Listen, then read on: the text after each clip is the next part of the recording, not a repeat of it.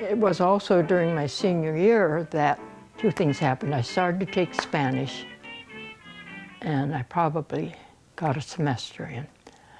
And then the war broke out, and we were sent into relocation camps. There were signs posted.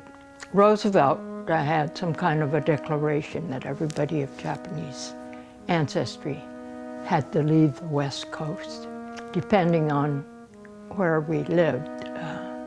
You know, some people had 2 weeks and other people had maybe 2 months notice. And I was a teenager and I was not all that involved in what was going on. And it was like going on a camping trip. You know, my parents had my sister and we go shopping for boots that we could wear in the camp and other clothing that was suitable. So we ended up in Manzanar, which was on the other side of the Sierras. Manzanar is an apple orchard. They had a thriving orchard, apples and pears actually, before Los Angeles took the water away. My brother, he left for what was a government project. He found out when he got there that he was helping to build Manzanar, and he felt he was duped. We were put in barracks, like army barracks. The idea was that each person in a family would get equivalent to one being. Anyhow, our family, we had 5, and so we had, I think it was 25 by 25 or something like that. I can't remember how wide the barracks were. We each had one of those army cots. Our mattresses were made out of straw. My mother, who had the beginning of polyarthritis, had to sleep on those kind of beds too. And, you know, they never finished these barracks. It was tar paper on the outside. It was pretty bad for my mother, yeah. So later, you know, after a year or two, they relaxed the rules and they let people go out. And at first, my brother got jobs, and probably all the young men, to do farm labor. I think pulling sugar beets and stuff like that. Then later, my brother went out to the east and got other jobs, and my sister went to New York, and so I was the last to leave, and the Friends, the Quakers, helped me get a scholarship to go to school in Michigan.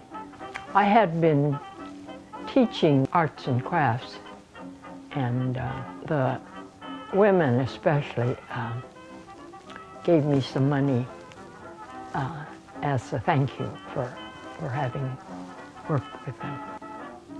So I had a little bit of money, and I went to Western Michigan College because I was interested at that time in teaching. And after the first year, I found that I could not get a job. So my brother, by that time, was up in Minnesota. And I think he was going to school at Fort Snelling, which was a language school for Japanese. He said, come on up to Minnesota, it's great. And when I got to Minnesota, I could get an office job. I worked for the community just for a while, and then I worked for the YW. And then I learned that there was a program at the University of Minnesota because there was a shortage of nurses. And I got a scholarship to go to the University of Minnesota in nursing.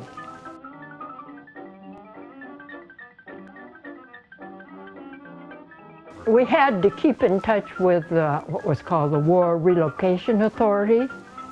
And I know that in Michigan I did, and I don't know about Minnesota. I think the war ended in '45. My father got $25 and traveling expenses to go back to LA. And he had to put my mother into a nursing home and then go back to work as a houseboy. He happened to walk across the street and he was killed by a guy who was driving a truck. And my father was sort of an absent-minded professor type of person. So it's very possible that he had not paid attention to the traffic. And he died in December. Well, I was allowed to leave school to go back to California for my father's funeral. And it's interesting that the instructors said it was not my fault, so I would not have to repeat courses that I missed during the time I was gone.